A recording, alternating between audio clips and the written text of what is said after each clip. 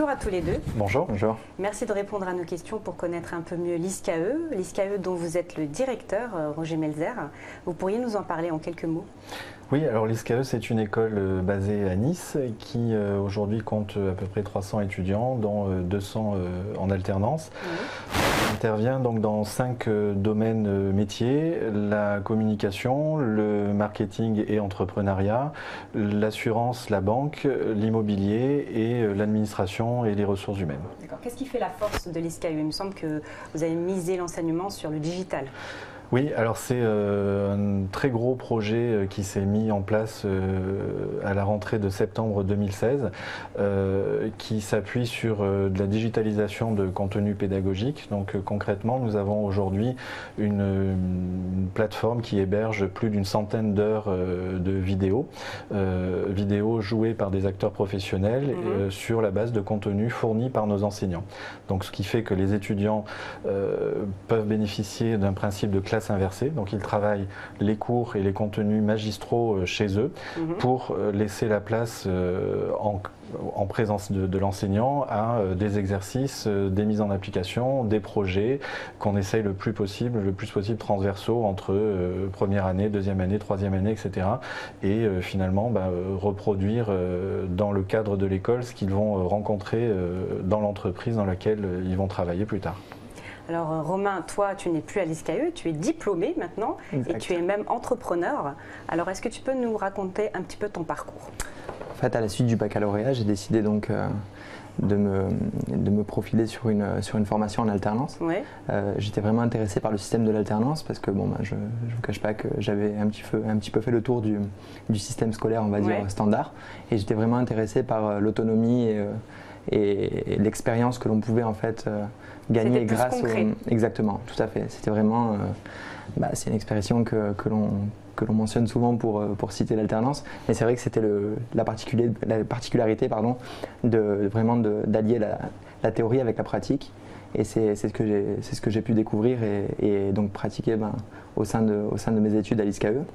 C'est-à-dire que j'ai commencé d'abord par un BTS, donc sur 2 ans, en alternance, un BTS MUC, Management des unités commerciales. J'ai donc suivi sur un bachelor pendant 1 an.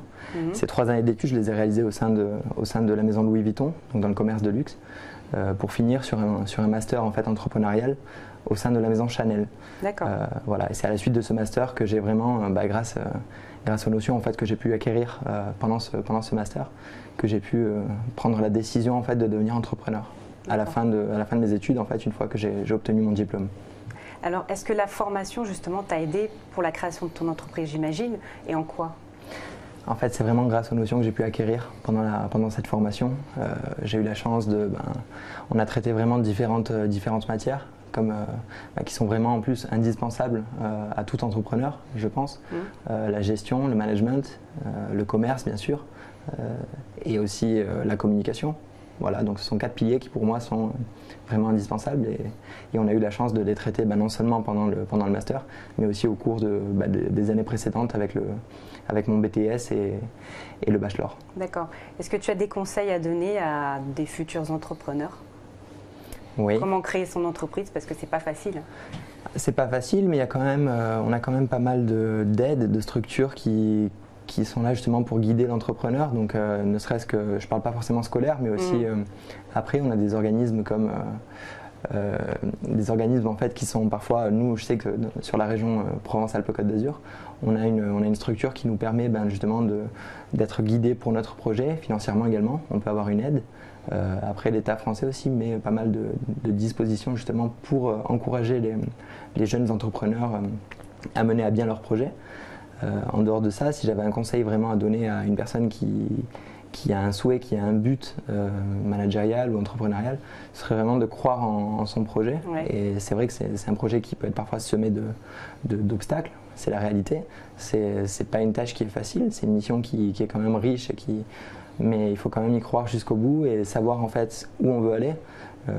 Nous on avait un conseil, c'est un mentor en fait qui nous a donné je dis on parce que je suis associé avec une autre personne, c'est plutôt que de se poser la question comment on allait y arriver, c'est pourquoi on voulait y arriver.